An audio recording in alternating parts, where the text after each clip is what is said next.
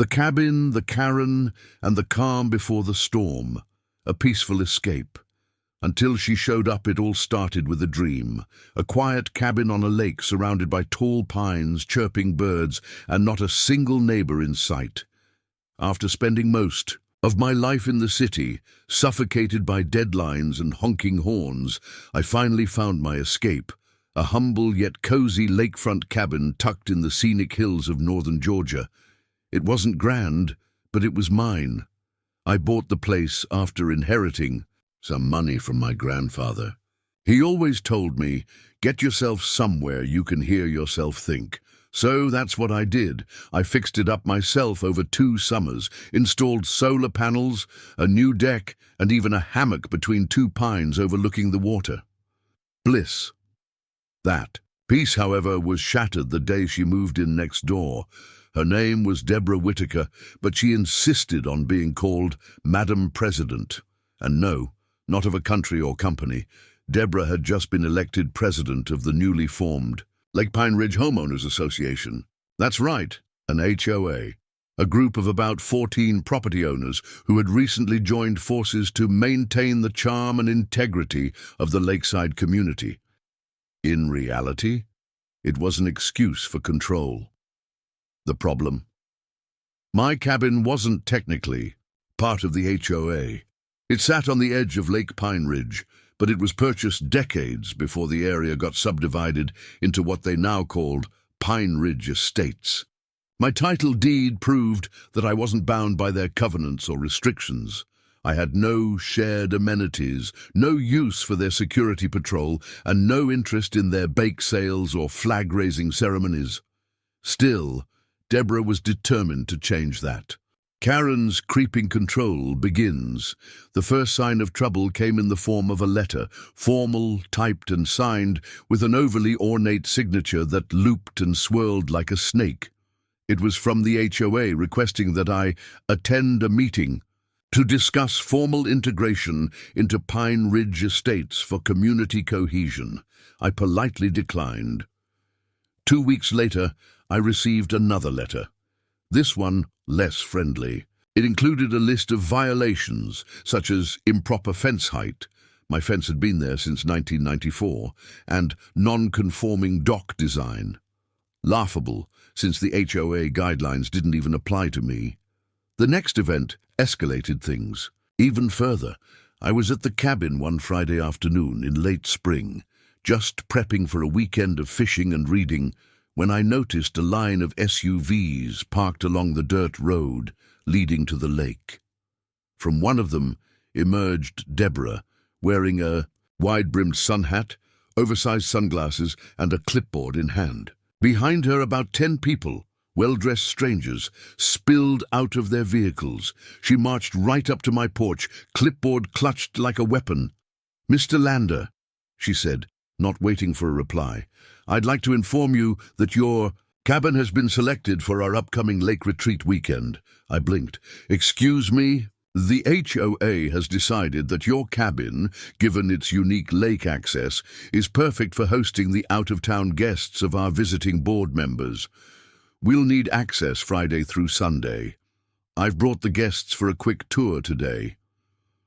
"You're joking," I said flatly. Deborah looked offended. "We assumed you'd be honored.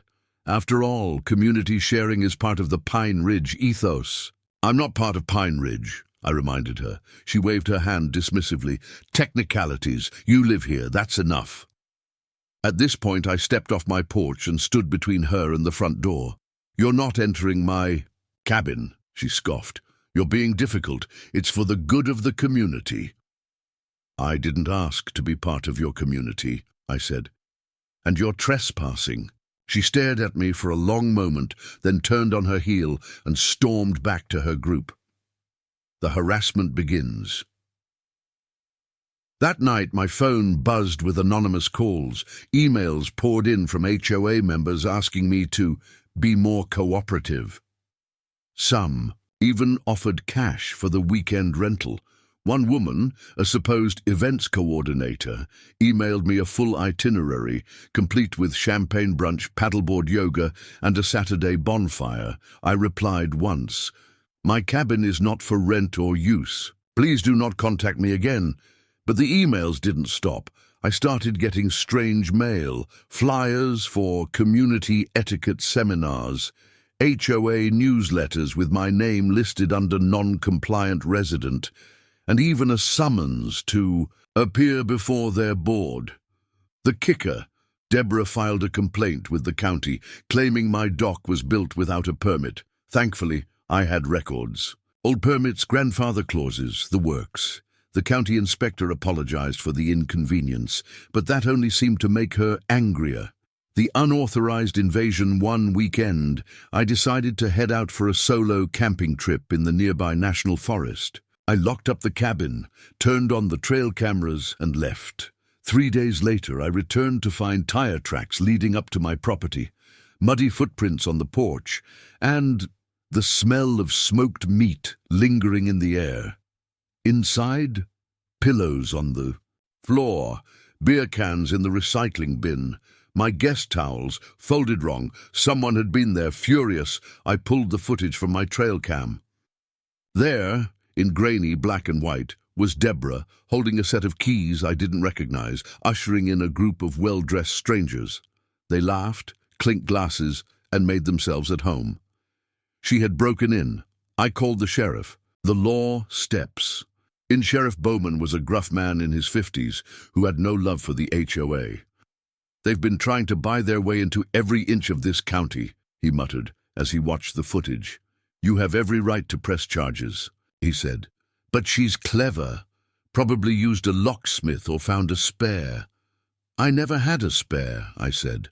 Only the one set. That night I changed the locks and installed a security system with motion detection. I also posted a clear sign, private property, not HOA-affiliated, no trespassing, public outcry, and a petty revenge plot. When word got out that I was considering pressing charges, Deborah pulled a classic move. She flipped the narrative. Community Facebook group exploded with posts like, "Why is this man hoarding lake access? We must protect Pine Ridge from selfish behavior. Should we vote to annex the property?" I knew what she was doing, turning the community against me. One neighbor even left a passive-aggressive "welcome to the neighborhood" gift basket on my porch, with expired coupons and a note that read, "Don't forget who your friends are." Still, I held my ground until the final straw. The bonfire that broke the silence Memorial Day weekend. I stayed at the cabin, half expecting drama. Around 8 p.m., I noticed flickering light through the trees. I hiked up a small hill between my property and the shared HOA park, and saw it. Massive bonfire. On my land, with a dozen people dancing around it, drinks in hand, and a banner that read, "Ho Weekend Bash, Lake Access, thanks to Deborah." I saw red. Marching down, I shouted for everyone to leave. Some scattered, others laughed.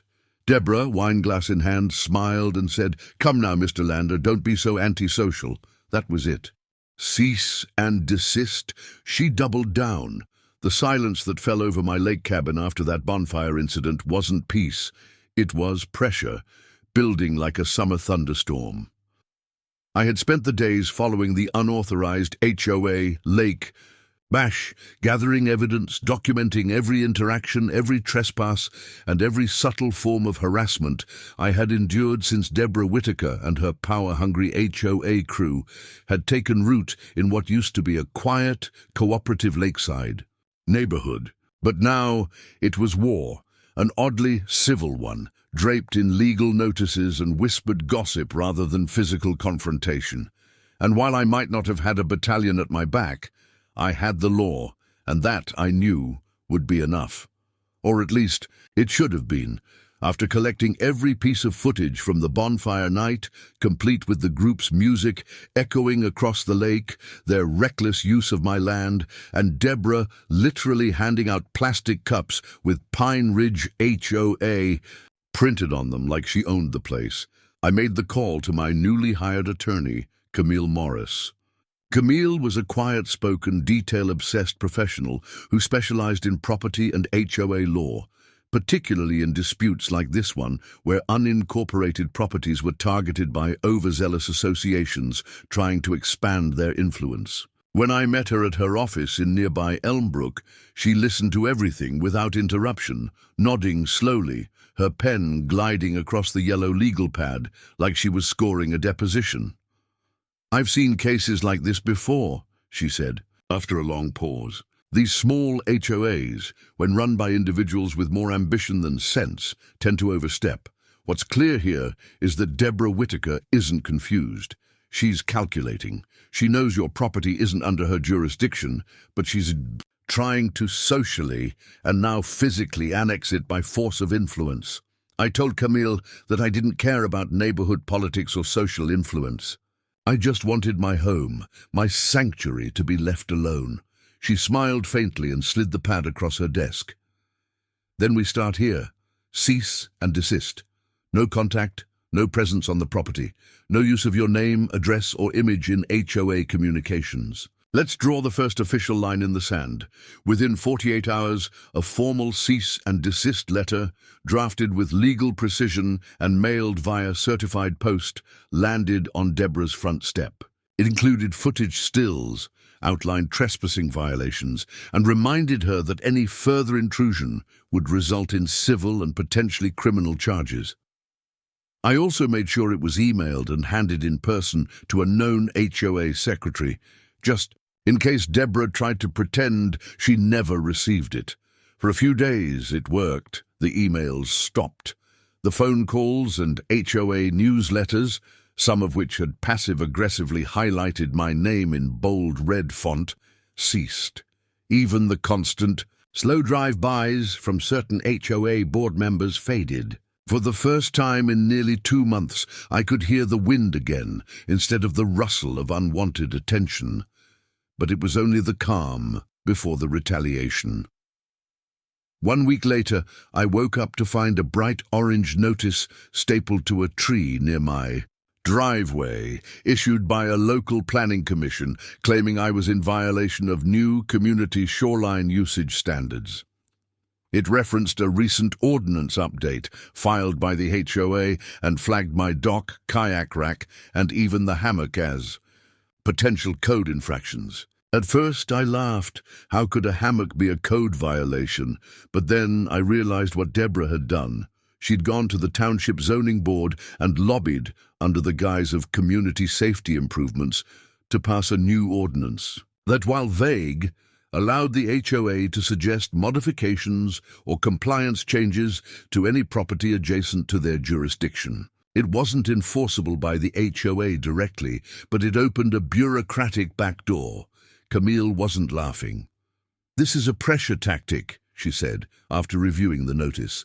"They're trying to wear you down. They're hoping you'll get exhausted, annoyed, and eventually just fold. Sell the cabin, or worse, voluntarily join the HOA to make it all stop." I wasn't having it. Instead, Camille filed a formal complaint with the township board, submitting not only the timeline of harassment, but a signed statement from the county zoning office confirming my property was grandfathered and not subject to new HOA-influenced regulation. While we waited for the board to respond, I made a trip into town to visit Sheriff Bowman again. This time, I didn't just bring footage. I brought a full, indexed binder of every incident, every letter, every detail of the unauthorized entry. The sheriff, to his credit, was visibly fed up. "You're not the first to complain about this lady," he muttered as he flipped through the binder. "But you're the first with documentation this solid. Most folks just pack up and leave." He glanced up. "You really like this cabin, huh?" "It's more than a cabin," I replied. "It's my line in the sand." The sheriff agreed to file a formal trespassing report for the bonfire incident and promised to speak with the DA's office about pursuing charges if there was one more violation. "But I'll also warn you," he added, "she's not going to stop because of a letter or some paper push. She's a controller. That type doesn't back down. They escalate." And she did. 2 nights later, I was awoken at 2:47 a.m. by my phone's motion alert. My new security system, which included exterior floodlights and silent video capture, had triggered. I looked at the screen and saw 3 figures near the back of my property, close to the tree line. One held a flashlight, another appeared to be holding a folder or clipboard. I immediately called the sheriff's non-emergency line and reported potential trespassers. They disappeared before the patrol car arrived, but the footage, clearer than ever, showed 2 HOA board members, and possibly Deborah herself, inspecting my tool shed and pacing off distances from the shoreline. The next morning, Camille and I filed for a temporary restraining order. What came next shocked even me. Deborah, clearly fed up with my resistance and probably rattled by the legal notice, and sheriff's involvement went public. She posted a lengthy, dramatic message on the community Facebook group, claiming she was being harassed by a neighbor who refused to share lake access for the good of all. She accused me, falsely, of being hostile, antisocial, and even implied that I was hoarding public resources for personal gain. She tried to paint herself as the victim of my aggression, twisting every detail to make it seem like she had been nothing but a generous, community-minded leader. Unfortunately for her, my response didn't come in the form of petty comments or social media drama. It came in the form of a lawsuit. Camille filed the official civil complaint 2 days after that post went live. The charges? Civil trespass, defamation, harassment, and attempted unlawful occupation. We also attached a restraining order application, supported by video evidence and corroborated witness statements from neighbors who had seen the bonfire or the 2 a.m. inspection. The filing made waves. Apparently, I wasn't the only one who had problems with Deborah. Several other property owners, especially the ones whose homes were closer to the outskirts of HOA control, began sharing stories about bizarre emails, veiled threats, and pressure to join the association. Deborah had created a small empire of fear, and my resistance gave others the courage to speak up. One older couple, the Morrisons, had been paying non-member maintenance fees for 2 years out of fear their shoreline dock would be flagged. Another woman said Deborah threatened to have her property blacklisted from community events unless she voted for her re-election as HOA President. The stories were all similar: quiet manipulation, control, subtle intimidation. The more we dug, the more we realized this wasn't just about me. Deborah was running the HOA like a petty kingdom, and I had unwittingly become the rebellion, and the town noticed. After our case hit the county clerk's docket, the local paper picked up the story. The headline was straightforward but satisfying. Lake cabin owner sues HOA president over trespass, harassment. Within days, I had support pouring in. People I hadn't spoken to since I bought the cabin sent emails thanking me for standing up. One man even offered to testify about Deborah's conduct at a prior HOA where she had been forced to resign, but despite the momentum, Deborah didn't back down. Instead, she countered with a ludicrous claim that I had threatened her at the bonfire, a claim easily disproven by the silent footage showing me calmly walking up, asking people to leave, and never even touching anyone. Camille called it a desperate move. The judge agreed. Her counterclaim was dismissed within a week. By the end of that summer, a formal hearing had been scheduled. Deborah would have to appear in court and explain her actions under oath, and I would finally get the chance to face her legally, where lies and fake titles wouldn't shield her anymore. Courtroom showdown. HOA President finally faces the music. The sun rose early on the day of the hearing, but I was already wide awake, standing by the cabin window with a coffee mug that had long gone cold in my hands. The calm of the lake shimmered outside, oblivious to the tension building inside me. Birds chirped, waves lapped gently against the shore, and pine trees swayed in the morning breeze. But peace was the farthest thing from my mind. After months of harassment, invasions, of privacy, lies, and legal battles, Today marked the first real opportunity for accountability. Deborah Whitaker, self-proclaimed Queen of Pine Ridge Estates, was finally going to be called to the stand to answer for her actions. Not at a community meeting where she controlled the agenda, but in a real court of law, under oath, with every eye on her and every lie recorded. As I arrived at the county courthouse in Elmbrook, the parking lot was already half full. I didn't expect a crowd, but apparently word had spread. There were neighbors, former HOA members, and even a few curious locals who had read about the case in the Elmbrook Chronicle. Some gave me small nods of support as I passed by them, and entered the courthouse lobby where Camille Morris, my attorney, was waiting. Dressed in a charcoal grey suit and carrying a stack of well-organized folders, Camille looked every bit the professional. She greeted me with her usual calm efficiency and immediately handed me a copy of the day's docket and a summary of expected witness order. "I've already confirmed Deborah's legal team is present," she said, glancing briefly at her phone. "They filed one last motion last night trying to get the trespassing claim dismissed, but the judge denied it. We're proceeding as planned. Just remember, stay calm, let the facts speak, and let me do the heavy lifting." Despite my nerves, I nodded. This wasn't a courtroom drama from television. This was real life, and the weight of it was pressing hard on my shoulders. The hearing room was a small, wood-paneled chamber with a judge's bench at the far end, and rows of pew-like seating for the public.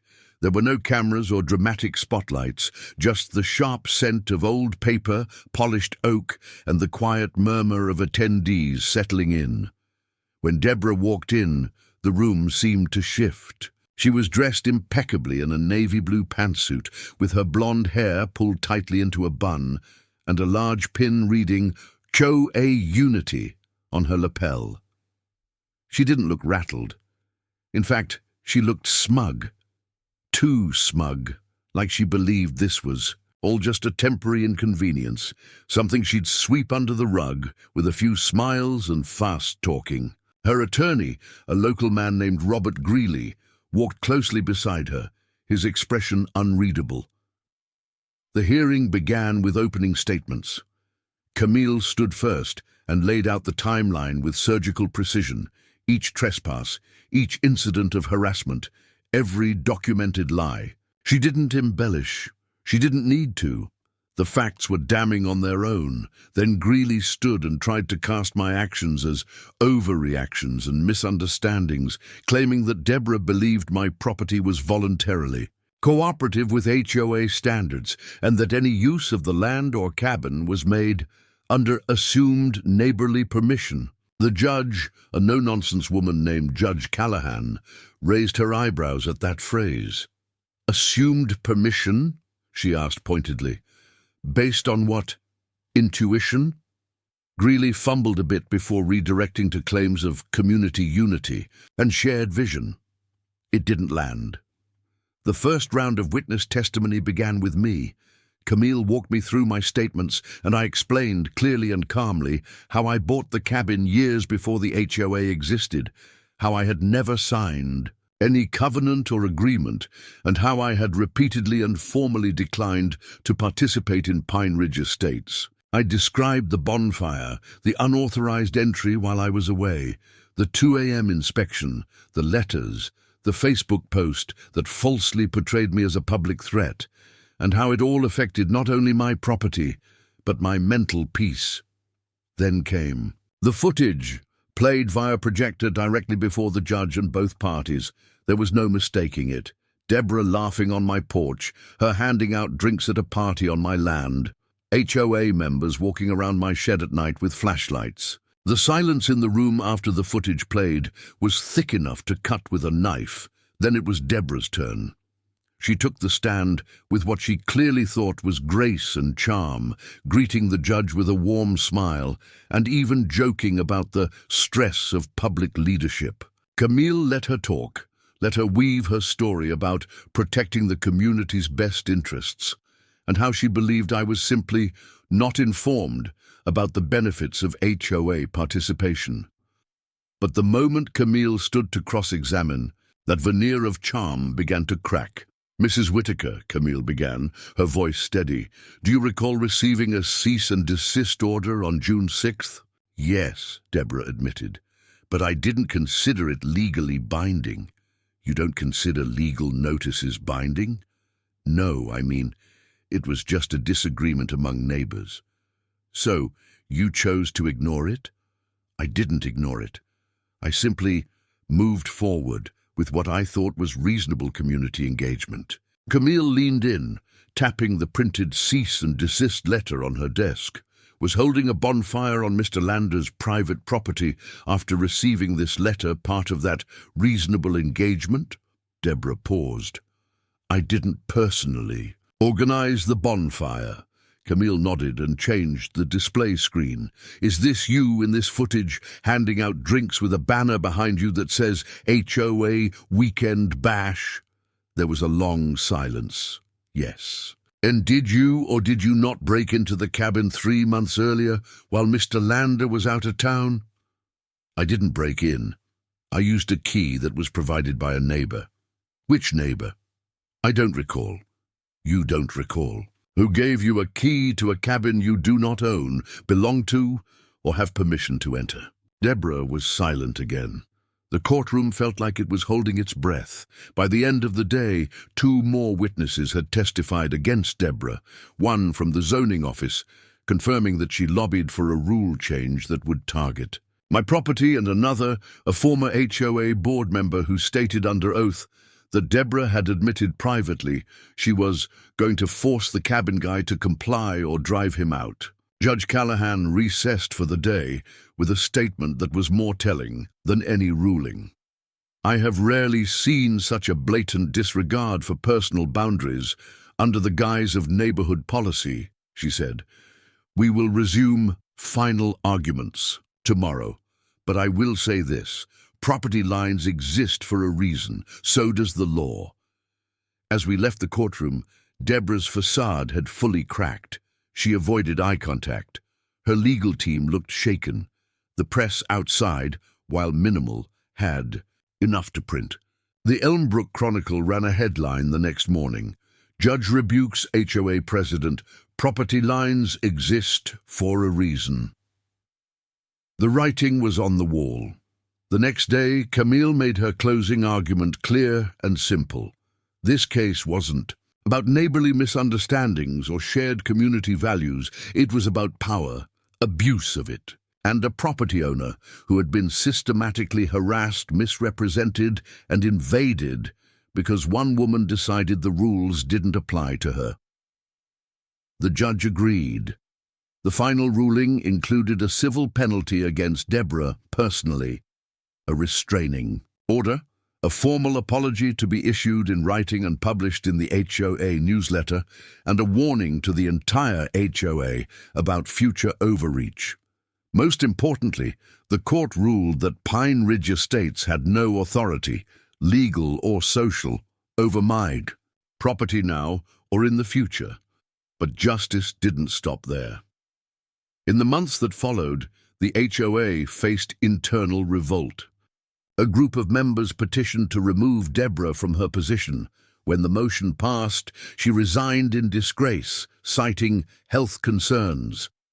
The new leadership sent me a private letter, unsigned, thanking me for rebalancing the community. I kept it in a drawer, unopened. I didn't need gratitude, I just needed peace. And now, standing once again on the deck of my lake cabin as the evening sun dipped below the horizon, I finally had it. Redemption and rebuilding. What happened to the HOA after the court case?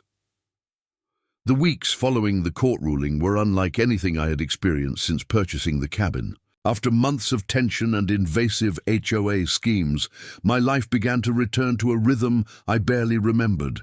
Quiet mornings spent watching mist roll off the lake, afternoons in the hammock with a book, evenings tending the grill while the sun dipped behind the pines. Yet beneath the serenity, something else stirred, something broader than my private relief.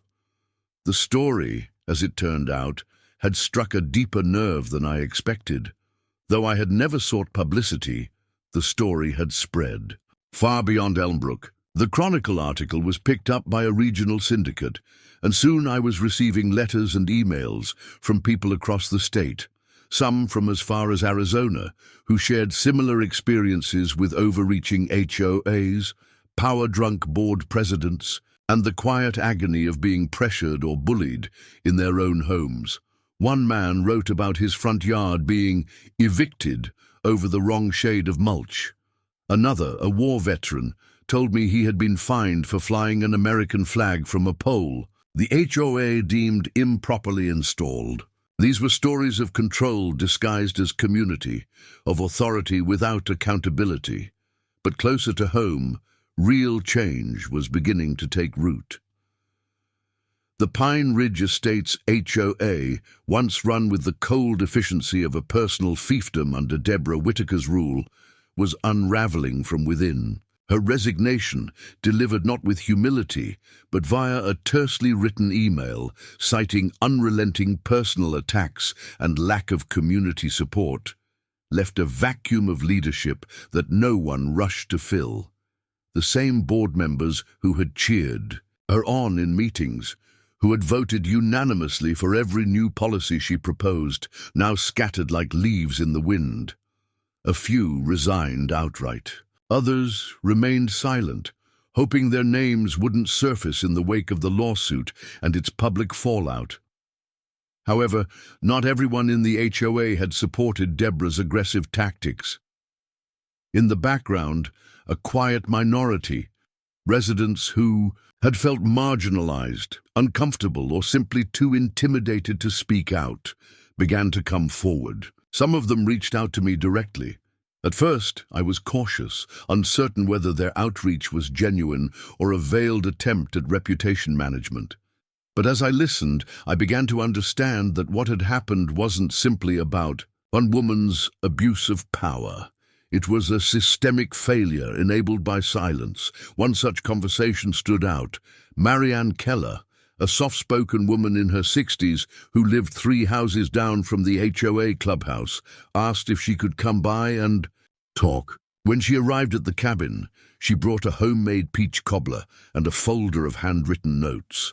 We sat on the back deck, under the shade of the pine trees, as she spoke with a quiet urgency that made it clear she had been holding things in for a long time. "I'm not proud of how I stayed quiet," she admitted, "but I was scared of her. She made everyone feel like disagreeing meant exile. You'd be labeled uncooperative, you'd get random compliance checks, and somehow someone always knew when your lawn hadn't been mowed or when your nephew docked overnight. She knew how to keep us in line." Her voice wavered as she described watching neighbors be targeted, pressured into selling, or fined for violations that didn't exist in the HOA's charter. In her lap, she held a file of unofficial board communications Deborah had circulated, emails, internal notes, and proposals that revealed just how deeply she had planned to reshape the entire community. One memo in particular chilled me. It was titled 2024 Expansion Strategy, Incorporating Non-Members. My property was at the top of the list. She was building an empire, Marianne said, not a neighborhood. That conversation led to others. In the following weeks, I met with several residents, some cautiously optimistic, others still reeling from the fallout. Camille and I were asked to speak at a town forum, where the topic of HOA accountability and homeowner rights drew a standing-room-only crowd. That night, I wasn't just a homeowner reclaiming his property. I had unintentionally become a symbol of resistance against unjust authority. It was an unfamiliar role, but one I embraced out of necessity rather than ego. I didn't want a spotlight. I wanted a system that couldn't crush people for choosing to live privately, peacefully, and freely. Meanwhile, changes were underway inside Pine Ridge itself. A special election was held to appoint new leadership. For the first time in its short, tumultuous history, multiple candidates ran on platforms that emphasized transparency, voluntary participation, and resident empowerment. A retired schoolteacher named Paul Warner, who had once been fined for installing solar panels without HOA approval was elected president in a landslide, his first act. Disbanding the Community Compliance Task Force Deborah had assembled, an informal committee that had acted more like enforcers than neighbours. Paul reached out to me personally within a week of taking office.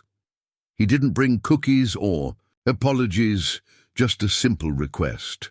"I don't want you to think we're trying to make amends for her," he said over the phone. "I just want you to know that Pine Ridge is trying to be better, not for you to join, not to claim your land, just to be better." That conversation marked a turning point. Slowly, the hostility faded. Cars stopped idling at the edge of my drive. Newsletters came without my name mentioned. No more mysterious code violations, no more flyers, no more uninvited guests. I was left alone, just as I had wanted from the beginning, but the experience left its mark. Though the lawsuit was resolved and Deborah's reign ended, I couldn't fully relax for a long time. The sense that someone might overstep again, might test the boundary of law for the sake of control, stayed with me. I reinforced my cabin's security, not out of paranoia, but principle. I maintained a paper trail for everything. I made copies of every interaction that even smelled like a policy dispute. I wasn't afraid. I was prepared.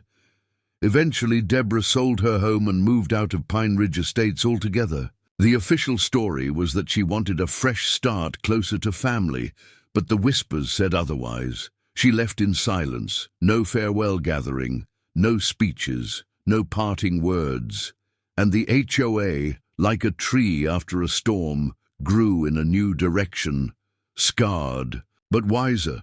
As autumn crept in and the lake turned glassy with the cold, I sat on my deck, wrapped in a flannel jacket, watching the fog roll in. The cabin, my grandfather's legacy and now my fortress, stood unbothered, quiet, whole. What had started as a simple refusal to unlock a door had become a battle for something far more important than property. It had become a stand for autonomy, for the right to live without coercion, and for the idea that no one, not even a self-appointed Madam President, had the right to decide how someone else should live. I thought back to that first moment. She'd approached me on the porch, clipboard in hand, assumption in her smile. She'd believed I was an easy target, just another passive property owner who'd cave under pressure. But what she didn't understand, what people like her never understand, is that when you push the wrong person too far, you don't get compliance. You get consequences. And sometimes justice looks like a locked cabin door, and the word no that finally echoed loud enough to change everything. Letters from the lake, stories from others who fought back. By the time the leaves had fully surrendered to autumn's golden fire, and the air held that crisp, early hint of winter, I had fully settled back into my life at the lake cabin. Not the life I'd known before the HOA debacle, but a new version, one shaped by hard-won peace, legal scars, and a community forever altered by the fallout of Deborah Whitaker's reign. The quiet was deeper now, more deliberate, the kind that didn't just exist by default, but had been fought for, earned and protected. And then, as if summoned by the silence, the letters started arriving. At first, they came sporadically. Plain. Envelopes postmarked from nearby counties, scrawled handwriting, sometimes typed, always personal. I wasn't sure what prompted them. Maybe it was the newspaper articles, or the whispers passed from neighbor to neighbor in communities like Pine Ridge. But soon, a steady rhythm developed. Every week, sometimes every few days, I'd find a new letter tucked into my mailbox or propped against my cabin door. Each was its own story. Some were expressions of support, others quiet confessions of battles lost and won. A few were pleas for advice. They came from all over, small towns, gated suburbs. Rural developments tucked into forgotten hollows, where land met ambition and people tried to coexist with rules that often favored the few over the many. Some letters were brief, barely more than a paragraph. Others ran several pages, filled with emotion and vivid details that reminded me just how universal this struggle really was. One letter, from a man named Aaron Cole in Tennessee, described how his HOA fined him $200 for building a wheelchair ramp for his aging mother. The board claimed it violated aesthetic standards despite ADA compliance. He refused to remove it and was threatened with lien actions. Eventually, he filed his own lawsuit, pro bono, with help from a civil rights attorney, and won. But not before suffering months of stress, family conflict, and anonymous complaints that turned his neighborhood into a minefield of suspicion. "Your story gave me validation," he wrote, "made me feel like I wasn't crazy for pushing back. I know now that standing your ground isn't stubbornness, it's survival." Another came from a single mother in Texas named Lee Ann, who had been targeted for planting native wildflowers in her front yard instead of HOA-approved turf. "They said it looked messy," she wrote, "but my daughter has allergies, and turf made her sick. I chose her health over their image, and they hated me for it." Her letter went on to describe how she was labeled the troublemaker, how her daughter came home crying from school after being mocked by another child, repeating something their parents had said. "But I held the line," she concluded.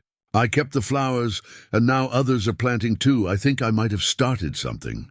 And then there was James and Noriko Walters, an elderly couple from Colorado who had lived in their home for over 30 years before their HOA began re-evaluating historic homes in the neighborhood. They were told their roof had to be replaced with a modern composite alternative, despite being structurally sound. "It was like erasing our past," Noriko wrote in careful, looping script. "We built this house after my husband returned from Vietnam. Every beam, every stone was ours, but they didn't see legacy, they only saw uniformity. Their case didn't make headlines, but their determination did. After petitioning the county's Heritage Commission, their home was granted historical protection. They had to back off," James wrote. "But I still check the mailbox every day, wondering what they'll come up with next." Reading these letters became a ritual. I'd sit on the porch in the early evenings, the lake spread out before me like a polished mirror, and open each envelope with care. I never rushed through them. They weren't just stories. They were lives, memories, identities caught in a power struggle most never expected to be part of. And through them, I realized something critical. What had happened? To me, to Pine Ridge, to that cabin, was not an isolated storm. It was part of a larger, quiet war that had been raging across the country, home by home, neighbor by neighbor. The common thread in all the stories was fear. The subtle, exhausting fear of retaliation, of financial ruin, of community shame. HOAs, by design, are supposed to foster harmony, but in too many places they had become tools of control, wielded by those who thrived on dominance, disguised as decorum. The abuse was rarely loud. It came in the form of passive-aggressive letters, anonymous complaints, special assessments, and community meetings stacked with insiders. The pressure wasn't always overt, but it was persistent, and it wore people down like water on stone. Eventually I began writing back, not long responses, just handwritten notes of encouragement, shared wisdom, and sometimes just a simple message. "You're not alone. I wasn't trying to be anyone's hero. But I knew what it meant to have someone affirm your reality in a world that's trying to convince you you're overreacting." A few letter writers began corresponding more regularly. We shared updates, ideas, and even strategies.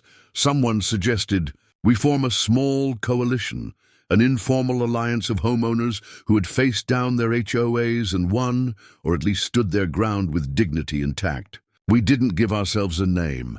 No logos, no mission statements, just a shared purpose, to support each other and help others who might be standing on the edge, wondering if it was worth the fight. And over time, stories of hope began to emerge. 2. A community in North Carolina voted to dissolve their HOA entirely after the board refused to release financial records. A young couple in Arizona turned their denied chicken coop request into a grassroots movement that eventually rewrote the community guidelines. An immigrant family in California, harassed for hosting large family gatherings, took their case to the city council and won protections for cultural events. These stories reminded me that resistance wasn't always loud.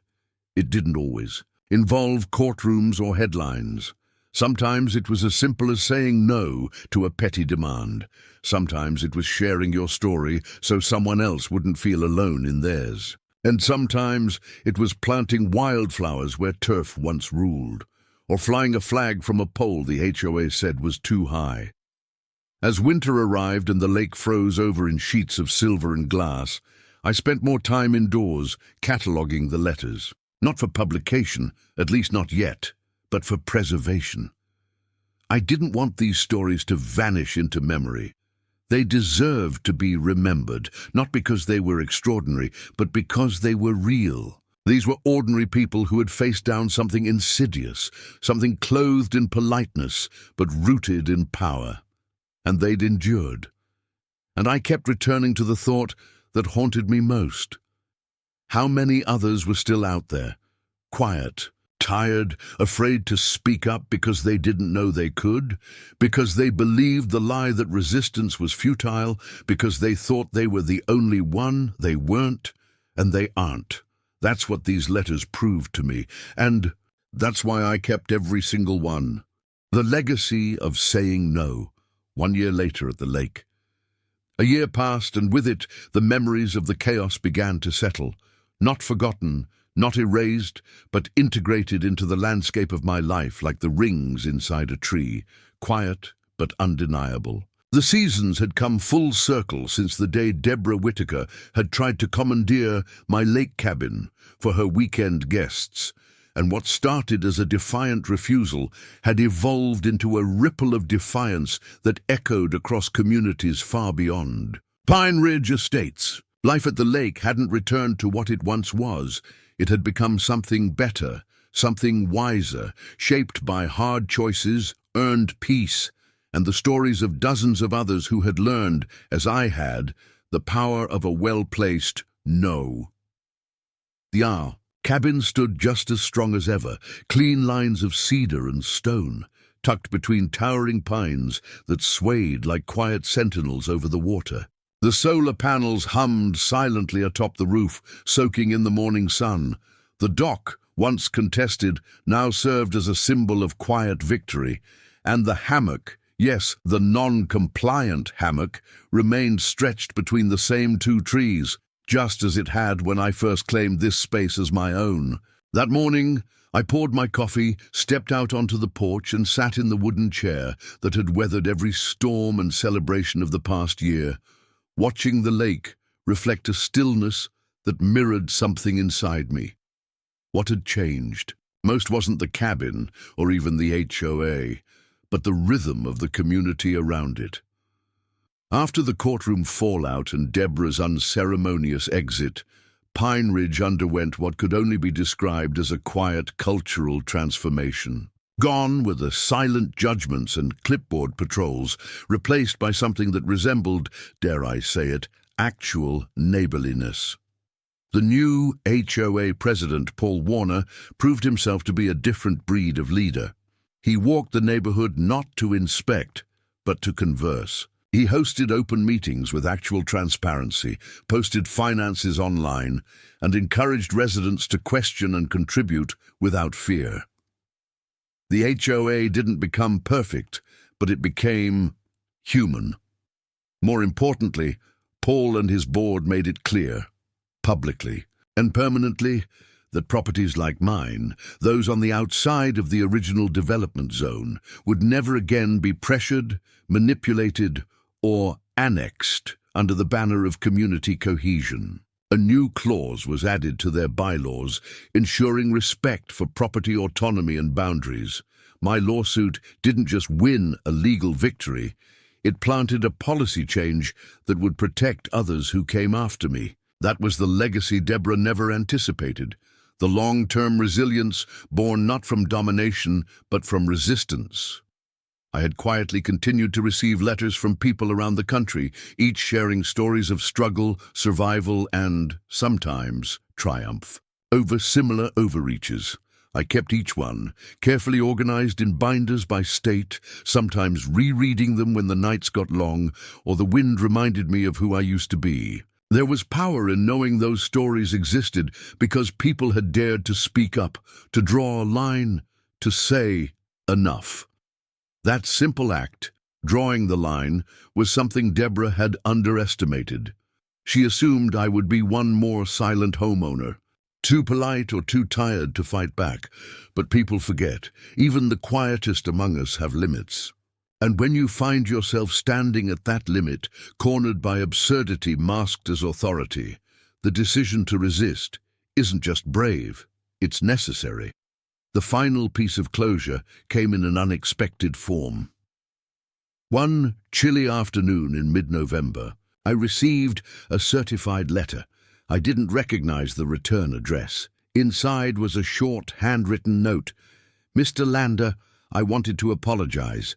Not because a court forced me, not because my resignation was the result of bad press, but because after leaving Pine Ridge and reflecting on everything, I see now what I became. I confused leadership with control. I mistook compliance for respect. I wronged you, and probably others too. I can't undo it, but I wanted you to hear it from me. Deborah Whitaker."